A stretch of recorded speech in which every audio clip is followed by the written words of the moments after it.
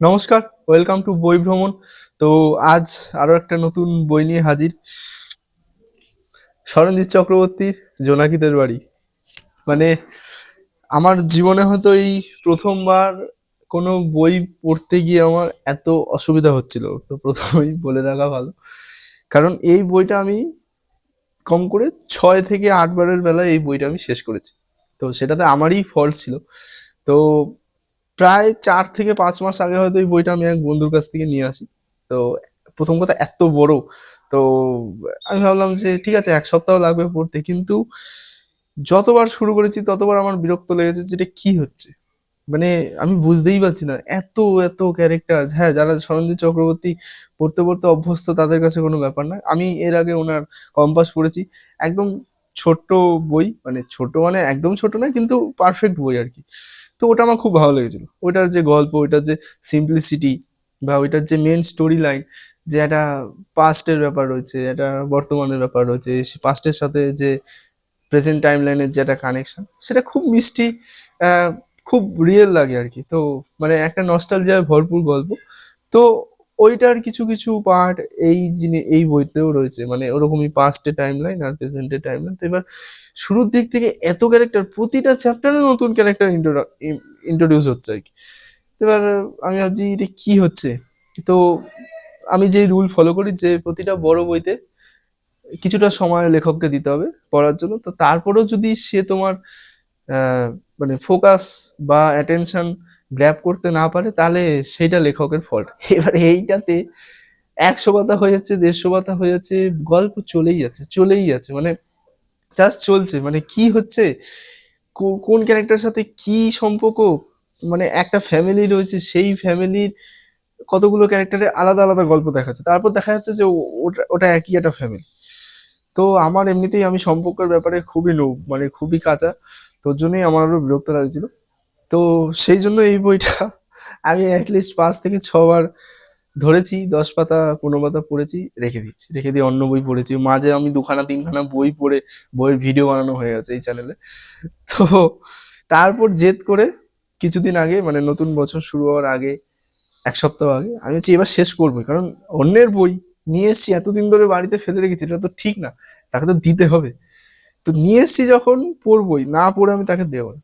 দিয়ে যেই পড়া শুরু করলাম, তখন মনে হচ্ছে যে এই বইটা আমি কেন এতদিন ফেলে রেখেছিলাম। তো এই বইটা আমার পড়া উচিত ছিল, টানা পড়া উচিত ছিল, তাহলে গিয়ে এই বইটার মজা। তো তখন থেকে যে শুরু করলাম, আমার 3 দিন লেগেছিল পড়তে। মানে আলাদাই শেষ পর্যন্ত, মানে গল্প এত সুন্দর হয়ে যায়।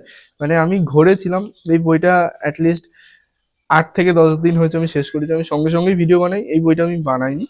তার আগে আমাকে যে নবীন লেখক যারা বই পাঠিয়েছিল, তো তার একটা ভিডিও বানালাম, আর ইচ্ছা করেই বানাইনি, কারণ চাইছিলাম ঘোরটা একটু থাকুক। তা ঘোরটা কতদিন থাকে সেটা দেখার, তো তারপর সেই অনুযায়ী আমি এই বইটার ভিডিও বানাবো। তো আমার পড়ে মানে একদম মাথা খারাপ হয়ে গেছে, দারুণ লেগেছে এরকম না, কিন্তু এই বইটা যা ডিমান্ড করে, যতটা ভালো, যতটা ভালো আমি সবার কাছে শুনেছি, রিভিউ দেখেছি, হ্যাঁ বইটা ভালো, বইটা নিঃসন্দেহে ভালো। আর এরকম টাইপের বইয়ের দর্শক আছে একদম। আজকাল এত বেশি আজগুবি বা এত বেশি কাল্পনিক লেখা, যে পুরো রিয়েলিটি থেকে অনেক দূর। এই বইটা একদম রিয়েল ইস্যুকে নিয়ে, বা একদম আমাদের চারপাশে ছাপোষা মানুষ, নস্টালজিয়ায় ভরপুর মানুষ, বা একদম যে প্রপার বাঙালি যারা, বাঙালি নস্টালজিয়াকে কেন্দ্র করে এই বই লেখা। তো মধ্যবিত্ত পরিবারের গল্প, বড়লোকও রয়েছে, গরিবও রয়েছে, তো সমস্ত কিছু কভার করে হচ্ছে এই বইটা। তো দারুণ লেগেছে। কিন্তু ওই একটা আফসোস যে আমি কেন টানা পড়িনি। তো এবার আমি আসছি এই বইটা শুনে।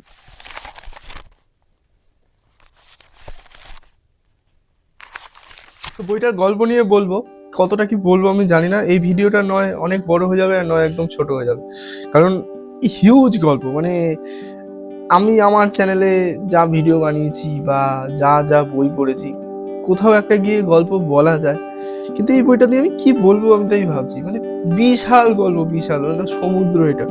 যাই হোক, ছোট করে যতটুকু বলা যায়। এবার গল্প বলার আগে আমি 3টে নেগেটিভ জিনিস বলি এই বইটা পড়তে পড়তে, যেটা আমার মনে হয়েছে। আর এতদিন ধরে এই বইটার এত রিভিউ দেখি, লোকজন পড়ে, লোকের মুখে শুনেছি। তো আমি এর আগে কম্পাস পড়েছি, যেটা বললাম। তো কম্পাস একদম কি বলবো, একদম পারফেক্ট টু দা পয়েন্ট বই ছিল।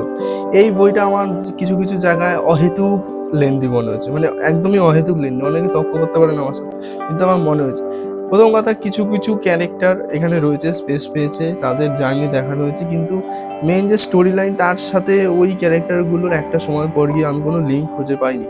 তো ওই ক্যারেক্টারগুলো না থাকলেই বরঞ্চ ভালো হতো, আরও বেশি কম্প্যাক্ট হতো গল্পটা। তো এটা 550 পাতার বই, আরামসে 400 থেকে 450 পাতায় নামানো যেত। সেটাও হয়তো একটু লেন্দি হতো, কিন্তু ঠিকঠাক হতো, মানে অ্যাটলিস্ট মানে দেখি যে ভয় পেয়ে যাচ্ছি সেরকম না। কারণ এর যে স্টোরি লাইনটা সেটা ফাস্ট, কিন্তু এর একটা পয়েন্ট আছে, একটা টার্গেট আছে। সেই টার্গেটটা অ্যাচিভ করার জন্য যে সমস্ত ক্যারেক্টার ইন্ট্রোডাকশন হয়েছে বা যে সমস্ত ক্যারেক্টার রয়েছে, তার কিছু কিছু ক্যারেক্টারই ওই মূল ফ্লোয়ের সাথে লিঙ্কড, কিন্তু বেশ কিছু ক্যারেক্টার আছে যারা প্রথম দিকে খুব প্রমিসিং মনে হলে শেষে গিয়ে পুরো হারিয়ে যায়। তো ওই সমস্ত ক্যারেক্টার দরকারই ছিল না, বেকার গল্পটা কমপ্লিকেটেড হয়েছে, বেকার লেন্দি হয়েছে। এটা 1 নম্বর।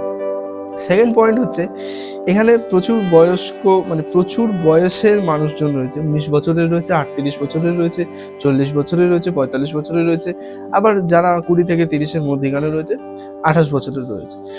তো এদের প্রত্যেকের প্রেমে পড়ার ধরন বা প্রত্যেকের ভালোবাসা জাহির করার ধরন সবটাই কেমন একই রকম। মানে 19 বছর বয়সের যে অপরিপক্ক প্রেমে বা ভালোবাসা, সে তার ভালোবাসার মানুষকে নিয়ে যা ভাবছে বা যেরকমভাবে ফ্যান্টাসাইজ করছে বা যেরকমভাবে প্রেমের মানে নিদর্শন দেখাচ্ছে, একজন 38 কিংবা 45 বছরের মানুষও সেমভাবেই প্রেম, মানে সেম চোখেই প্রেমটা দেখছে। এটা কি করে সম্ভব?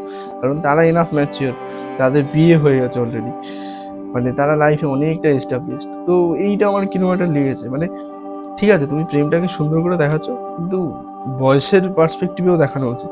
নিশ্চয়ই একজন যে অপরিপক্ক, তার প্রেমে একটা বাচ্চা বাচ্চা ভাব থাকবে, কিন্তু যে ম্যাচিওর, তার প্রেমে নিশ্চয়ই বাচ্চা বাচ্চা ভাব থাকবে না। সে তার ভাবনা চিন্তাগুলো ম্যাচিওর হবে। তো সেটা কিন্তু এখানে বেশ কিছু জায়গায় মিসিং। তো আমার পড়তে পড়তে মনে হচ্ছিল, এই মেয়েটাও এরকম ভাবে ভাবছে, এই মেয়েটার দাদাও এরকম ভাবে ভাবছে, এটা কি করে সম্ভব? দাদা না, আমি জাস্ট বললাম, মানে বয়সে দাদা। তো এটা হচ্ছে 2 নম্বর। আর 3 নম্বর হচ্ছে, এই যে এখন অনেকে বলে যে সরঞ্জিৎ চক্রবর্তীর সব লেখাই একই রকম। তো এই বইটা পড়তে পড়তে আমার মনে হচ্ছিল যে এটা কেন বলে। কারণ সে একটা টপিকে লেখে, একটা বিষয়ের উপর ভিত্তি করে। শায়খ আমান যেমন একটা মানে ফ্যান্টাসি জনরার, ফ্যান্টাসি থ্রিলার জনরার লেখে, তো সে হচ্ছে এই বাঙালিয়ানা মধ্যবিত্ত পরিবারের গল্প, সামাজিক গল্প, তার মধ্যে এই টুকটাক প্রেম, টিনেজারদের গল্প, স্কুল প্রেম, কলেজ প্রেম, এই জিনিসগুলো নিয়ে লেখে। তো এই এত কিছু যে আছে, সব সে একটা বইয়ের মধ্যে ঢুকিয়ে দিয়েছে, ভালো কথা ঢুকিয়ে দিয়েছে। তো সেইখানে পড়তে ভালোই লাগে, একটা বইয়ে ভালো লাগে।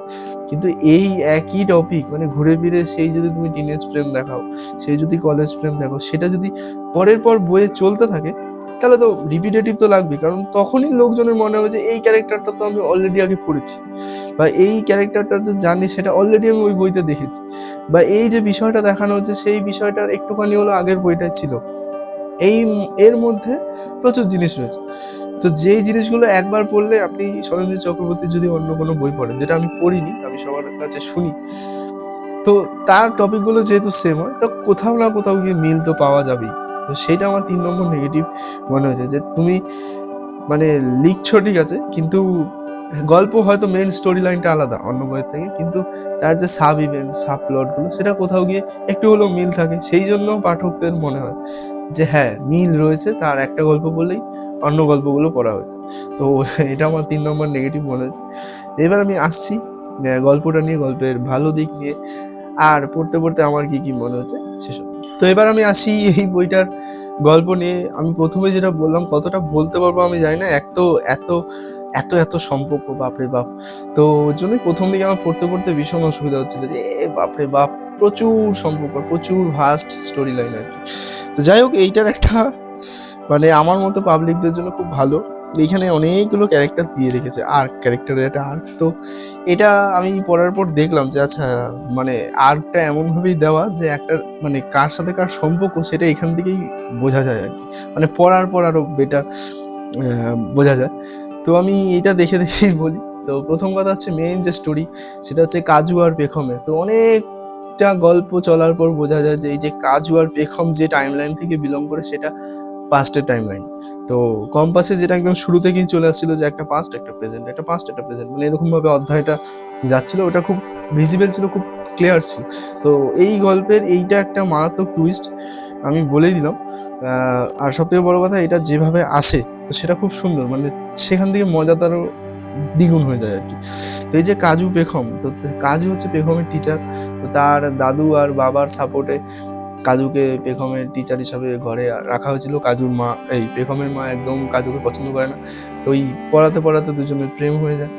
তো দুজন দুজনকে ছাড়া থাকতে পারে না। কিন্তু পেখমের একটা বন্ধু রয়েছে মেঘলা বলে, সম্ভবত মেঘলাই নাম ছিল, ভুলে গেছি। তো সেই মেঘলা ক্যারেক্টারটা কাজুকে ভীষণ পছন্দ করে। আর সে আর কি শরীর দিয়ে কাজুকে মানে জয় করতে চায়। তো একদম প্রপার এরকম ভাবে দেখানো হয়েছে তাকে। তো তার পছন্দ না যে কাজু মেঘলার সাথে মেশে, এই পেখমের সাথে মেশে। অনেক জায়গায় আমার গোলাবে, ঠিক আছে, এত এত ক্যারেক্টার। তো তো এইটা হচ্ছে মেন গল্প। এটা আমি অনেক অনেক একদম মানে মাঝ পথে গিয়ে বোঝা যায় যে এই কাজু আর পেখমের স্টোরিটাই হচ্ছে জোনাকিদের বাড়ির মেইন স্টোরি।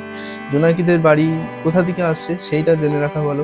জোনাকিদের বাড়ি বা জোনাক বাড়ি, তো জোনাকিদের বাড়ি বেসিক্যালি একটা মফস্বলের গল্প। সোনাঝুরি বলে একটা মফস্বল গ্রাম বা শহর যাই বলা যাক, তো সেই এরিয়ার গল্প হচ্ছে জোনাকিদের বাড়ি। এবার জোনাকিদের বাড়ি কথাটা কোথা থেকে এসছে, তো এটা বেসিক্যালি ওই এরিয়াতে এর নাম হচ্ছে জোনাক বাড়ি। তো ওখানে একটা জুট মিল রয়েছে, চটকল।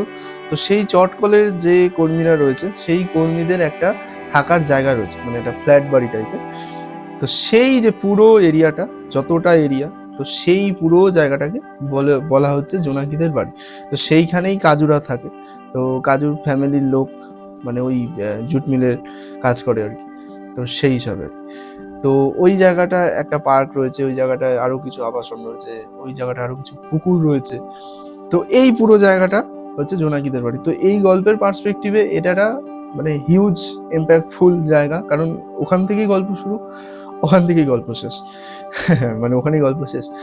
তো আমি প্রথমে বুঝতে পারছিলাম না যে নাম কেন জোনাকিদের বাড়ি। তো ভাবছিলাম যে জোনাকি নিয়ে কি কিছু আছে, হ্যাঁ সেটা আছে, কিন্তু সেটা অতটা ইম্প্যাক্টফুল না। যে ওদের ওখানে মানে রাত বিরেতে যখন অন্ধকার হয়ে যায় পুকুর ঘাটে বা ছাদে উঠলে গাছে বা নিচটা যে অন্ধকার থাকে সেইখানে জোনাকি ওরা ঘুরে বেড়ায়। তো এই জায়গাটা রয়েছে।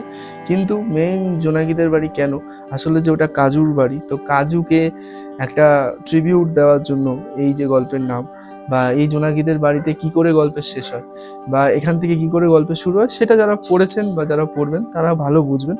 তো আমার প্রথমে নামটা এত ইম্প্যাক্টফুল লাগছিল না, তো তারপর গল্প যত এগোয়, বিশেষ করে শেষের দিকে এসে আমি বুঝতে পারি যে মানে এর থেকে পারফেক্ট নাম আর হয় না এই গল্পটা। তো আর একটা জিনিস মনে হলো, জোনাকিদের বাড়ি নাম না হয়ে জোনাক বাড়ি হলে আরো ভালো ছিল, মানে সেই নামটার মধ্যে একটা বেশ মানে অ্যাস্থেটিকনেস থাকতো। তো আর এই গল্পের সাথে আরো ভালো যেত আর কি। তো যাই হোক, সেটা লেখকের নিজের ব্যাপার। তো সেই কাজু আর পেখমের গল্প থেকে শুরু হয়। এরপর গল্পে বর্তমান টাইম লাইনে আস্তে আস্তে আসতে থাকে নই।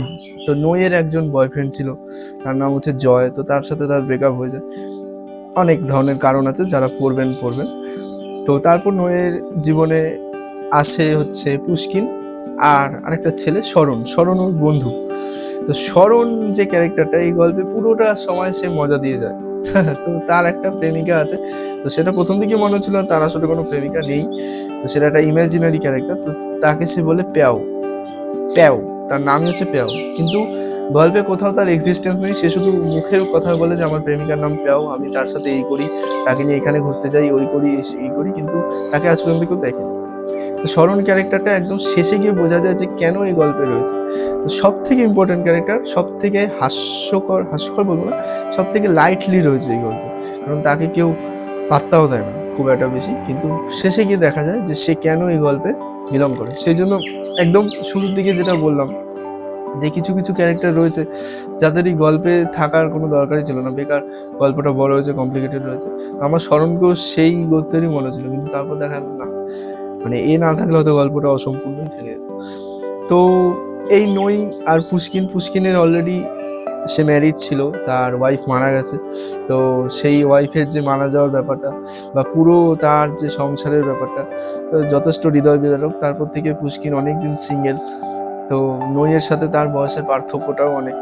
তো সেটা বাড়িতে মানবে কি মানবে না। সব থেকে বড় কথা, পুষ্কিনের ভাইয়ের সাথে নইয়ের সম্বন্ধ দেখা হচ্ছিল, তো সেখানে নই বারণ করে দেয়। তো সেই জন্য তার বাড়ির লোকেরও মনে হয়েছিল যে এরকম একজন মানুষের সাথে কি মানে থাকা উচিত, যার অলরেডি ভাইয়ের সাথে সম্পর্ক কেটে গেছে, আবার যে অলরেডি ডিভোর্সি, বা যে তার থেকে বয়স এতটা বড়। তো মানে প্রতিটা সম্পর্কে, প্রতিটা পেয়ারে, প্রতিটা যুগলে একটা করে ক্যাচার রয়েছে, একটা করে ক্রাইসিস রয়েছে। তো সেটা নিয়ে সেই সম্পর্কগুলো এগিয়ে যায়। প্রত্যেকের পার্সোনাল একটা ক্রাইসিস রয়েছে, আর দুটো মানুষ যখন একসাথে আসে তো তাদের নিজস্ব সম্পর্কের একটা ক্রাইসিস রয়েছে। তো পড়তে ভালোই লাগে, কিন্তু আমার মেন মানে খারাপ লেগেছে এটাই যে একটা তো গল্পের একটা গোল আছে, তো সেই গোলটা যখন মানে আস্তে আস্তে গোলটা থেকে তুমি অনেক জায়গায় বেরিয়ে যাচ্ছ। তো আমার মনে হচ্ছে যে আমি পাড়ার মানে একটা পাড়ার 3-4খানা বাড়ি বা তার বন্ধু বান্ধবের গল্প পড়ছি, কিন্তু সেটা কোথায় লিড করছে আদতে, যে মেন যে গোলটা সেটা কি আদৌ ওই দিকে কি এগিয়ে যাচ্ছে? গল্পটা এগিয়ে যাচ্ছে না, অনেক জায়গায় গিয়ে মনে পুরো মেইন গল্প থেকে গল্পটা বেরিয়ে যায়। তো তারপর একদম শেষের দিকে এত সুন্দর করে ঢোকে, তো ওই জায়গাটাই মানে সমস্ত মন খারাপ বা সমস্ত খারাপ লাগা উসুল হয়ে যায়। তো শেষটা খুব ইম্প্যাক্টফুল, মানে শেষের জন্য এই বইটা, কিন্তু শেষ অবধি তো মানুষকে ধরে রাখতে হবে। এটাই আমি এক জায়গায় পোস্ট করেছিলাম বৈতরণী বই পোকা বলে গ্রুপে। সবাই আমাকে বলেছিল একটু ধৈর্য ধরে পড়ুন, শেষে ভালো লাগবে। ধৈর্য ধরে পড়াটা সত্যি খুব চাপের, আসলে এত বড় বই, তো 250-300 পাতা অবধি ধৈর্য ধরে থাকতে হবে। মানে এটা এটা কিরকম একটা মানে, ঠিক আছে বড় বই 100-150 পাতা অবধি পড়ছি, বুঝতে পারছি না, তারপর তো অ্যাটলিস্ট একটা গল্পে মানে মেইন তুমি ফ্লোটা বুঝতে পারবে, আচ্ছা এই দিকেই হচ্ছে, এটা বোঝাই যায় না 300 পাতা পর্যন্ত। যাই হোক, তো এই হলো নই, পুষ্কিনা, স্মরণের গল্প। তারপর রয়েছে হচ্ছে রাধিয়া আর নিশান। রাধিয়া হচ্ছে খুব বড় লোকের মেয়ে, তো আমি প্রথমে ভাবছিলাম হচ্ছে রাধিয়ার মা যে, তো সেই হচ্ছে মানে বড় কালের পেখম, মানে পেখম যে ছোট ছিল, তো সেই বড় হয়ে মানে রাধিয়ার মা হয়েছে আর কি। তো তারপর দেখলাম না, তো নিশান খুব গরিব ঘরের ছেলে, তো তার সাথে রাধিয়ার কি করে সম্পর্ক হয়, বা রাধিয়ার বাবা নিশানকে কি আদৌ মেনে নেয়, বা নিশানের একটা আইডিওলজি রয়েছে সমাজের প্রতি, এই যে মানে জুট, আচ্ছা সেটা পরে বলছি, সম্পর্কগুলো আগে বলে দিই। জুট মিল নিয়ে অনেক ক্যাচাল আছে, রাজনীতি আছে। আচ্ছা, এরপর আসে হচ্ছে আইকা আর রুপিন। আইকা হচ্ছে একদম মানে কর্পোরেট লেডি যেমন হয়, খুবই উচ্চাকাঙ্ক্ষা উচ্চাকাঙ্ক্ষা বালা একজন।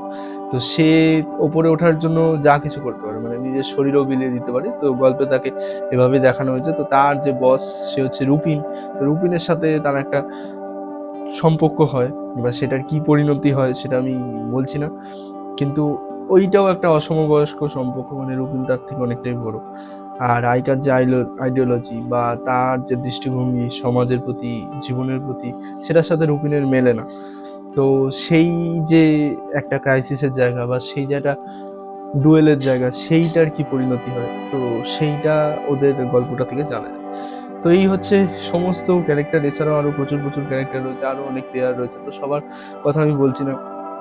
এছাড়া মাহির রয়েছে, মাহিরের সাথে তার দিদির একটা অদ্ভুত সম্পর্ক রয়েছে, মানে তার এক তুতো দিদি আছে। তো মাহিরের ভাই রয়েছে, মা রয়েছে, তো এরকম প্রতিটা ক্যারেক্টারের নিজস্ব ছোট ছোট ছোট ছোট হলেও স্টোরি রয়েছে। তো আমি সব বলছি না, বললে অনেকটাই বড় হয়ে যাবে ভিডিওটা সত্যি সত্যি। তো এছাড়াও আরও অনেক কমপ্লিকেটেড সম্পর্ক রয়েছে পুরো গল্পটা জুড়ে, আরও অনেক সাইড ক্যারেক্টার রয়েছে। কিছু কিছু যেটা বললাম যে গল্পের খাতিরে দরকার হয় না, মেইন যে প্লট তার খাতিরে কিন্তু রয়েছে।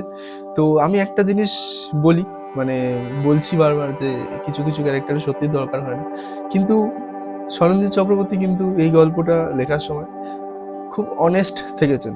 নিজে যা লিখেছেন খুব দরদ দিয়ে লেখা, খুব স্নেহ দিয়ে লেখা, মানে হয়তো কিছু ক্যারেক্টারের সত্যি দরকার নেই, কিন্তু সেই ক্যারেক্টারগুলো পড়ে আপনার মনে হবে না আন্ডারকুকড, মানে হয়তো মনে হবে না যে তিনি লিখতে শুরু করেছেন এই ক্যারেক্টারটা, কিন্তু তার যে একটা পরিণতি বা তার যে ক্লোজার সেটা তিনি ভাবেননি। এরকম না, ক্যারেক্টারগুলো একদম প্রপার ডাইনামিক্স রয়েছে, প্রপার শুরু রয়েছে, প্রপার শেষ রয়েছে, কিন্তু হ্যাঁ ওই যেটা বলছি মেইন প্লটের সাথে কোথাও গিয়ে একটা লিঙ্ক হারিয়ে ফেলে। কিন্তু তিনি নিজের লেখার প্রতি অনেস্ট থেকেছেন, যেটা লিখতে চেয়েছেন সেটা লিখেছেন, মানে পাঠকদের কাছে সেটা প্রেজেন্ট করেছেন। আর প্রচণ্ড দরদ দিয়ে লেখা, যেটা বললাম আর কি, আর প্রচণ্ড আমাদের আশেপাশের কথা ভেবে লেখা। এবার কেউ যদি এক্সপেক্ট করেন খুব আনরিয়েল লেখা হবে, বা আমি বাস্তব থেকে মানে বোর হয়ে গেছি, খুব বিরক্ত হয়ে গেছি বাস্তবে। সেই জন্য আমি একটা এমন গল্পের বই হাতে তুলে নিলাম যেটা আমাকে সবকিছু ভুলিয়ে দেবে, মানে আমি একটা অন্যই জগতে বিচরণ করবো। তার জন্য কিন্তু এই বইটা নয়। এই বইটা আপনি বাস্তবে থেকে বাস্তবের কথাই পড়বেন। আমাদের আশেপাশে যে জিনিস সত্যিই হয় রিয়েলিটিতে একদম, মানে এখানে এতটুকু এমন একটা জিনিসও নেই যেটা আপনার মনে হবে আনরিয়েল। প্রতিটা জিনিস, প্রতিটা সূক্ষ্ম সূক্ষ্ম ইমোশন, প্রতিটা চরিত্র, তাদের যে দৃষ্টিভঙ্গি জীবনের প্রতি, প্রেমের প্রতি, ভালোবাসার প্রতি, অন্য একটা মানুষের প্রতি, তার মা বাবার প্রতি, বা তার প্রেমিক বা প্রেমিকার প্রতি, তো প্রতিটা জিনিস যথেষ্ট রিয়েল। এই জিনিসগুলোই আমরা আমাদের আশেপাশে দেখি। মানে এখানে এত বয়সী ক্যারেক্টার রয়েছে, তো প্রতিটা মানুষ এই গল্পটার সাথে রিলেট করতে পারবে। 19 বছরের রয়েছে, 25 বছরের রয়েছে, 35 বছরের রয়েছে, 45 বছরের রয়েছে, তো প্রতিটা এজের ক্যারেক্টার রয়েছে। তো এই বইটা সবার জন্য, মানে যে পড়বে সেই মানে ভালোবেসে ফেলবে। আর সব থেকে বড় কথা যেটা বলছি, মানে আজগুবি কিছু নেই, কাল্পনিক কিছু নেই। মানে আপনার পড়ে একটা জায়গাতে মনে মনে যে ভাই এটা কি হচ্ছে, এটা কি হয়, একদম আপনার আমার সাথে যা হয়, যা হয়ে এসেছে ছোট থেকে এখনো পর্যন্ত, বা যা এরপর হবে, সবের মধ্যে রয়েছে। তো এই গেল ক্যারেক্টারদের কথা। এবার আসি যেটা আমি প্রথমে বললাম, যে একটা রাজনীতি রয়েছে, তো সেই ব্যাপারটা তো পরিষ্কার বোঝা যায় যে আমাদের চারপাশে যে রাজনৈতিক সমাজ বা রাজনৈতিক পৃথিবী, সেটার থেকে ইন্সপিরেশন নিয়ে এখানে রাজনীতিটাকে ফুটিয়ে তোলা হয়েছে। তো এবার আমি একটা এক্সাম্পল দিই। এই আমাদের যেমন অফিস হচ্ছে রাজারহাট নিউ টাউনে, তো সেখানে অনেক ফাঁকা জায়গা রয়েছে। তো সেখানে যদি একটা কোনো কোম্পানি আসে, তারা যদি প্রপোজাল দেয় যে আমরা এখানে আমাদের একটা বিল্ডিং বানাবো, তো তারা কি ডিরেক্টলি সেখানে বানাতে পারবে? পারবে না। তো সেখানকার যে রাজনৈতিক মহল বা সেইখানে যে রুলিং পার্টি রয়েছে, বা রুলিং পার্টির যে মেন, তাকে টাকা খাওয়াতে হবে, তার সাথে মিটিং মিছিল করতে হবে, উঠবোস করতে হবে তার সাথে, অনেক ধরনের একটা লম্বা প্রসেস হবে। তারপর গিয়ে তুমি একটু খাবে, আমি একটু খাবে, কাটমানির ব্যাপারটা কথা হবে, মানে একদম নোংরা ব্যাপার স্যাপার, সেটা গিয়ে তারপর সেইখানে গিয়ে একটা বিল্ডিং খাড়া হবে। ঠিক আছে, এইখানেও সেম। এই যে জোনাকিদের বাড়ি, জোনাকিদের বাড়ি যাদের অধীনে যে মালিক গোষ্ঠী, তো তারা ডিরেক্টলি এতে ইনভলভ হয়েও নেই। কারণ তারা যদি চায়ও যে ওইটা বিক্রি করতে পারবে না, কারণ তাদের সাথে রাজনীতি, ওই জায়গার যে মেন হেড রাজনৈতিক দলের, তো সে বারণ করছে যে না, আপনি ওটা বিক্রি করবেন না, আর যদি করতে হয় তাহলে যা হবে আমার মারফত হবে, বা মানে সোজা কথা তাকে টাকা খাওয়াতে হবে। তো এখানে পুষ্কিনদের যে কোম্পানিটা, তো তারা চায় জোনাকিদের বাড়ির যে এসেন্স বা তার যেটা ঐতিহাসিক মাহাত্ম, তো সেটাকে রেখেই ওই জায়গাটা মানে আরো একটু অ্যাডভান্স করতে, যেন তাতে গিয়ে আর্থিক সচ্ছলতা বাড়ে সোনাঝুরির বাকিদের মধ্যে। কারণ কোথাও শিল্প হলে তো সেই এলাকার বাকিদের মানে কাজের সম্ভাবনা বেড়ে যায়, তারা সেখানে কাজ করতে পারবে, ইনকাম করতে পারবে। আর আইকাদের যে কোম্পানিটা, তো তারা মানুষের কথা কম ভাবছে, নিজেদের আখেরের কথা বেশি ভাবছে। তো এইখানে দুটো কোম্পানির আইডিওলজিতে একটা পার্থক্য রয়েছে। এবার শেষে কে পায় সেই মানে জায়গার ভাগটা, কিংবা আদৌ পায় নাকি, তাকে পাওয়ার জন্য কি করতে হয়, মানে এইখানেও একটা বিরাট জায়গা রয়েছে, মানে খুব ইমোশনাল একটা জায়গা রয়েছে।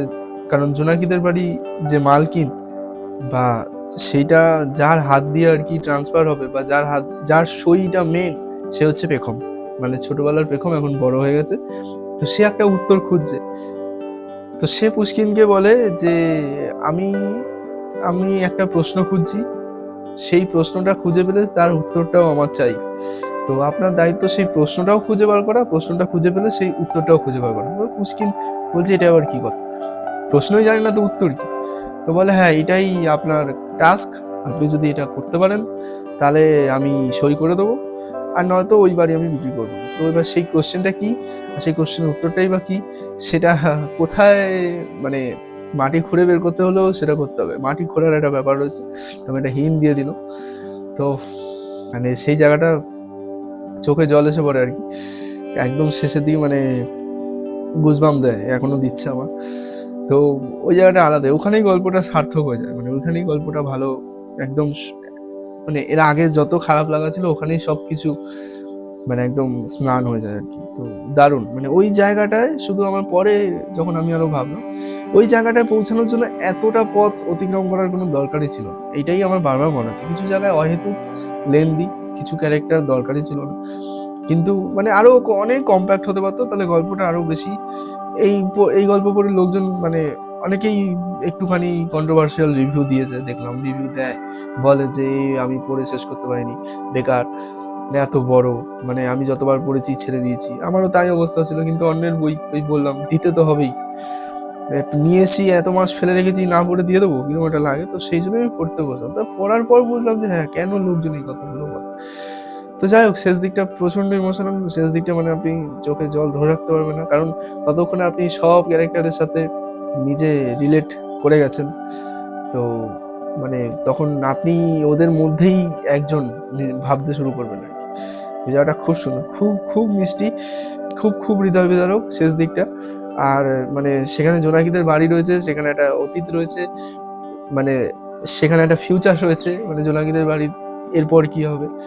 আর সব থেকে বড় কথা, একটা মানুষ তার কিছু ছেড়ে যাওয়া পাস্ট, বা একটা মানুষ কি করে হঠাৎ করে গায়েব হয়ে গেল, বা গায়েব হয়ে সে আদতে কোথায় গেছিল, তার অন্তিম পরিণতি কি হয়েছিল, সেই উত্তর খুঁজে পাওয়া যাবে। তো মানে শেষ দিকটা পড়লে আপনি জাস্ট কিছুক্ষণ থম মেরে বসে থাকবেন। ভিডিওটা বড় হয়ে গেল, এত বড় হতোই আর কি। এটা এই বইটা একটু বড় ভিডিও ডিজার্ভ করে, তাও তো খাপছাড়া খাপছাড়া হবে বললাম, ঠিক মতো হলো না ভিডিওটা। কিন্তু ওই এটা ঠিক মতো বলা যাবে না, আমি যেটা প্রথমেই বললাম, এই বইটা মানে একটা অনুভূতিশীল বই। তো এটাকে ঠিক ভাষায় প্রকাশ করার মতো বই না, বলতে গেলে এইটা নিয়ে পুরো একটা অডিও স্টোরি হয়ে যাবে, মানে অনেক লম্বা হয়ে যাবে আর কি। তো থ্রিলারের জায়গা নেই যে বলা যাবে না, কিন্তু তবুও প্রতিটা সম্পর্ক মানে আপনাদের অ্যাটেনশন ডিজার্ভ করে। তো সেটা আমি বলে দিলে, আমি জাস্ট বললাম যে এই ক্যারেক্টারগুলো রয়েছে, তাদের এই সমস্যা রয়েছে। তো ব্যাস, তারপর তাদের কি কি পরিণতি হয়, তো সেগুলো যথেষ্ট রিয়েল, আমাদের আশেপাশে বা আমাদের নিজেদের সাথেই হয়তো হয়েছে বা হবে। তো পড়ে দেখবেন। আর সবথেকে বড় কথা, বইটা পুরো অনেকেই ক্রিটিসাইজ করে, তো আমি এখন পড়ার পর বুঝতে পারছি যে কেন ক্রিটিসাইজ করে। এই বইটা সিরিয়াসলি আপনার পেশেন্স টেস্ট করবে। মানে আমি তো মিডিল মানে 550 পাতার বই অ্যাটলিস্ট 250 পাতার পর গিয়ে বোঝা যায় যে আচ্ছা, গল্পটা এইভাবে এগোচ্ছে। ততক্ষণে আপনি আস্তে আস্তে ক্যারেক্টারগুলোর সাথে রিলেট করতে পারবেন, কিন্তু তার আগে পর্যন্ত এতটাই খাপছাড়া খাপছাড়া ভাবে হয়, মানে কোনোটার সাথে কোনোটার কানেকশন পাবে না। এবার এতক্ষণ ধরে আজকাল মানুষের মানে টাইম খুব শর্ট স্প্যানে তারা অ্যাটেনশন গ্র্যাব করতে চায়। তো সেটা এই বইটা নয়, মানে সেটা ভেবে যদি এই বইটা হাতে তুলে নিন, আপনি মানে সরিয়েই রাখবেন। সেরকমই হয়েছে অনেক মানুষের সাথে, আমার সাথেও প্রথমত সেরকমই হয়েছিল। কিন্তু ওই যে বললাম যে একজনের বই নিয়ে এসেছি, না পড়ে দিয়ে দেবো, এটা কিরকম একটা। তারপর যখন জেদ করে পড়া শুরু করলাম, তারপর গিয়ে বুঝলাম আচ্ছা না, এটা মানে ধৈর্য ধরে শুরু করলে তারপর গিয়ে পড়া যাবে। আমি দুটো ফেসবুক গ্রুপ রয়েছে, বই পোকা বই তরণী বলে, সেখানেও বলেছিলাম যে আপনাদের সাথেও কিরকম হচ্ছে, বইটা পড়ার পর মানে শুরু করার পর শেষ করতে পারছেন না। অনেকেই বলেছেন যে হ্যাঁ হচ্ছে, আমি এই বইটা পড়তেই পারিনি। অনেকে বলেছেন আপনি একটু ধৈর্য ধরে পড়ুন, ভালো লাগবে। তো একদমই ঠিক, ধৈর্য ধরে পড়লে শেষের দিকে গিয়ে সব উসুল হয়ে যাবে আর কি। তো যারা মানে আজগুবি বা কাল্পনিক জিনিস পড়তে না চান, ভীষণভাবে সামাজিক, ভীষণভাবে রিয়েল কিছু পড়তে চান, তাদের জন্য এই বইটা একদম বাঙালিয়ানায়, মানে ভেতো বাঙালি যাকে বলে, সেই বাঙালিয়ানায় ভরপুর একটা বই, মধ্যবিত্ত সমাজের বই। আপনার আমার আশেপাশে যে মানুষ বা আপনার আমার গল্প বলে এই বই। তো খুব খুব রিয়েল, মনেই হবে না যে আপনি মানে বই পড়ছেন, মনে হবে যে আপনি ওদের মাঝখানে দাঁড়িয়েই আপনি আপনার চোখে গল্পগুলো দেখছেন, বা আপনি হয়তো ক্যারেক্টারগুলোর সাথে কথা বলছেন, ক্যারেক্টারগুলোর জার্নি দেখছেন।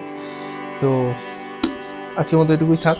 তো যারা নবীন লেখক লেখিকা রয়েছেন, তো আপনারা চাইলে আমাকে বই পাঠাতে পারেন, যদি আপনাদের মনে হয় যে আপনাদের বই প্রচুর বইয়ের ভিড়ে হারিয়ে যাচ্ছে, বা সেভাবে মানুষের অ্যাটেনশন পাচ্ছে না।